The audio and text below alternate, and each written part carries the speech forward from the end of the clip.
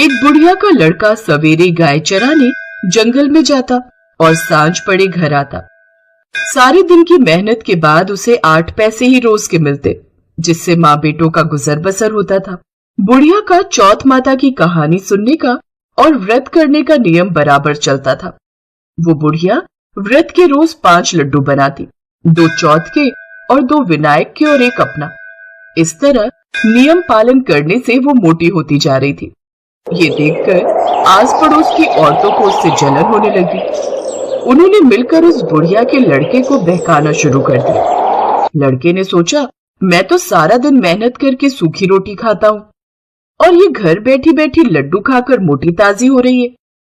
इस सोच के कारण वो एक दिन गाय चराने नहीं गया और छुप कर बैठ गया। उस दिन चौथ था।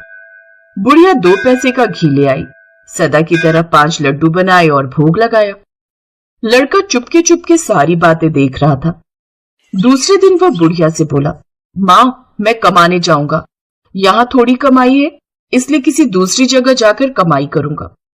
बुढ़िया ने समझाया बुझाया पर वो नहीं माना, तो बुढ़िया ने हाँ भर दी।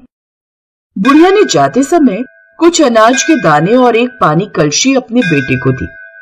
इनसे वो रोज कहानी सुना करती थी। जाते वक्त बुढ़िया ने समझाया कि ये दोनों चीजें तेरी संकट में सहायता करेंगी, सो सदा इसे अपने पास संभाल कर रखना।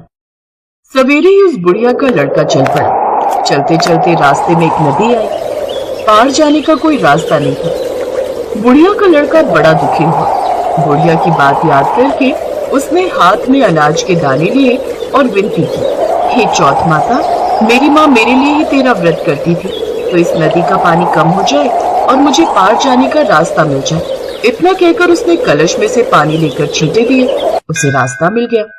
नदी का पानी कम हो गया और लड़के ने रास्ता पार कर लिया। कुछ दूर चलकर जंगल पड़ा, जहां उसे शेर को देखकर तो लड़के के होश ही उड़ गए। उसने झट से अनाज के दाने हाथ में लिए और विनती की, हे चौथ माता, अगर मेरी माँ ने मेरे लिए व्रत किए हैं तो यह शेर गाय बन जाए।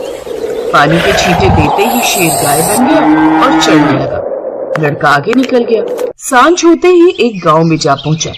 गांव में घुसते ही एक बुढ़िया का घर आया। अंदर जाकर उस लड़के ने बुढ़िया से रात बिताने के लिए जगह मांगी। बुढ़िया ने दया करके हाँ भर दी।